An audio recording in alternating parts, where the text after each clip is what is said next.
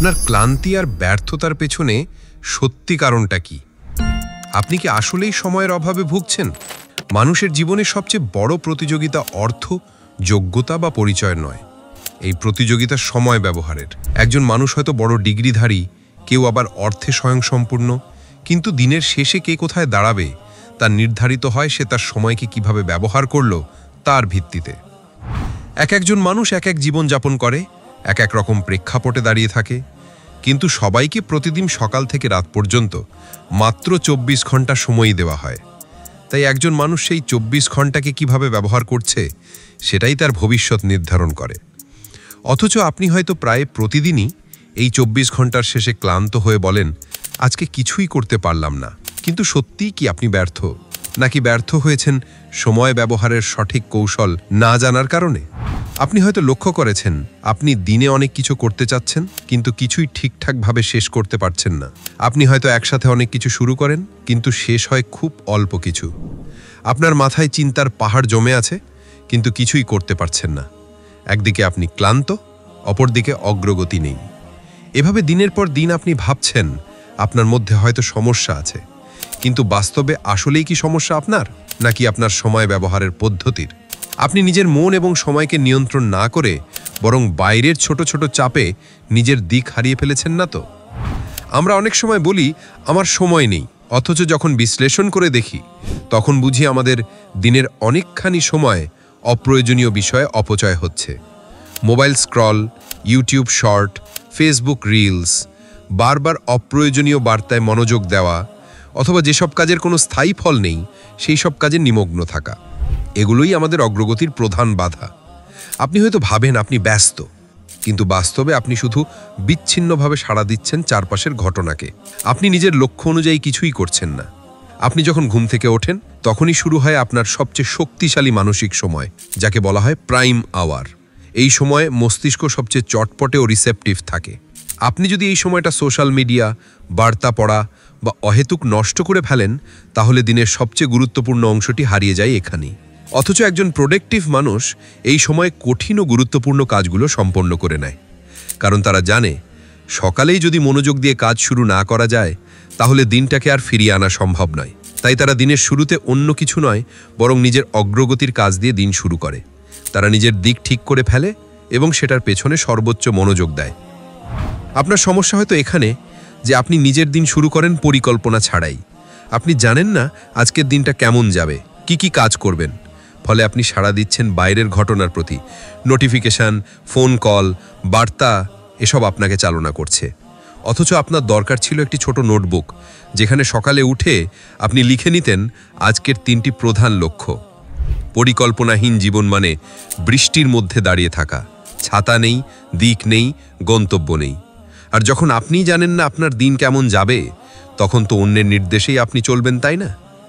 আপনি হয়তো কাজ করতে বসেন, কিন্তু 15 মিনিট পরই মন চলে যায় অন্য কোনো চিন্তায়। আপনি ইউটিউব খুলে ফেলেন, একটু পরে ফেসবুক স্ক্রল করেন, তারপর মনে হয় কাজটা পরে করা যাবে। এইভাবে আপনার মস্তিষ্ক নিজের উপর বিশ্বাস হারায়। আপনি অভ্যাস করে তোলেন মাঝপথে থেমে যাওয়া। এই অভ্যাসই ধীরে ধীরে আপনার আত্মবিশ্বাস খেয়ে ফেলে। আপনি মনে করেন আপনি অলস, কিন্তু বাস্তবে আপনি অলস নন। আপনার মন প্রশিক্ষণ পায়নি। আপনি শেখেননি মনোযোগ ধরে রাখতে হলে কিভাবে নিজেকে গড়তে হয়। প্রোডাক্টিভ মানুষদের মধ্যে একটি বিষয় খুব স্পষ্ট, তারা মনোযোগ ধরে রাখে। তারা এক সময়ে একটাই কাজ করে। তারা জানে মাল্টিটাস্কিং মানে একই সাথে অনেক কিছু করে কোনো কিছুই ভালো না করা। তারা তাদের মস্তিষ্ককে প্রশিক্ষিত করে নিরবিধি এক কাজে ডুবে থাকার জন্য। তারা জানে প্রতিটি মনোযোগ ভাঙা মানে আবার নতুন করে শুরু করা, মানসিকভাবে পিছিয়ে যাওয়া। তাই তারা নিজের চারপাশকে এমনভাবে গড়ে তোলে যেখানে মনোযোগে ব্যাঘাত ঘটবে না। তারা দিনের একটা নির্দিষ্ট সময় কেবল তাদের সবচেয়ে গুরুত্বপূর্ণ কাজে উৎসর্গ করে দেয়। আপনি যদি ভাবেন আপনার সমস্যা শুধুই সময়ের অভাব, তাহলে একটা কাজ করুন, আপনার একটি দিন ডিটেলসে লিখে রাখুন। ঘুম থেকে ওঠার সময় থেকে রাতের ঘুম পর্যন্ত আপনি কোথায় কত সময় দিলেন সেটা লিখুন।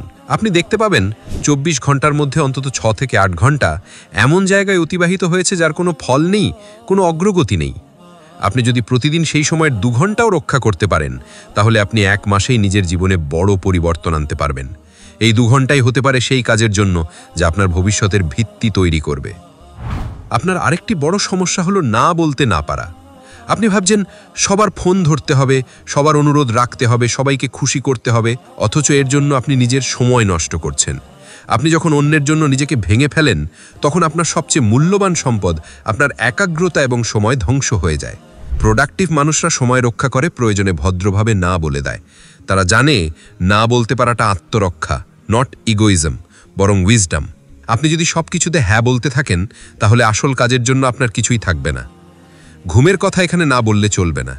আপনি যদি পর্যাপ্ত ও সঠিক ঘুম না নেন, তাহলে আপনার মস্তিষ্ক ধীরে ধীরে কর্মক্ষমতা হারাতে শুরু করে। আপনি হয়তো ভাবেন রাত জেগে কাজ করলেই বেশি হবে, কিন্তু বিজ্ঞান বলছে ক্লান্ত মস্তিষ্ক সৃষ্টিশীল হতে পারে না। সফল মানুষরা প্রতিদিন নির্দিষ্ট সময়ে ঘুমায়, নির্দিষ্ট সময়ে ওঠে। তারা ঘুমকে সম্মান করে, কারণ তারা জানে এটি কোনো বিলাসিতা নয়, এটি কর্মক্ষমতার শর্ত। ঘুমহীন চেষ্টা মানে অচল শরীর, দুর্বল মন এবং ভাঙা মনোযোগ। এবার যদি প্রতিকার চান, তাহলে শুরু করতে হবে ছোট থেকে। একটি খাতা নিন, সেখানে প্রতিদিন লিখুন আজকের লক্ষ্য কি, কটার সময় আপনি কোন কাজ করবেন, কোথায় বিশ্রাম নেবেন। প্রতিদিন সন্ধ্যায় সেই খাতা খুলে দেখুন আপনি কতটা পূরণ করতে পেরেছেন। এই ছোট ছোট পরিকল্পনা আপনার মস্তিষ্ককে জানাবে আপনি নিয়ন্ত্রণে আছেন, আর নিয়ন্ত্রণ মানেই আত্মবিশ্বাস। আপনি যদি শুধু প্রতিদিন সকাল এবং সন্ধ্যায় নিজেকে 5 মিনিট সময় দেন, তাহলে আপনার চিন্তার মানেই বদলে যাবে।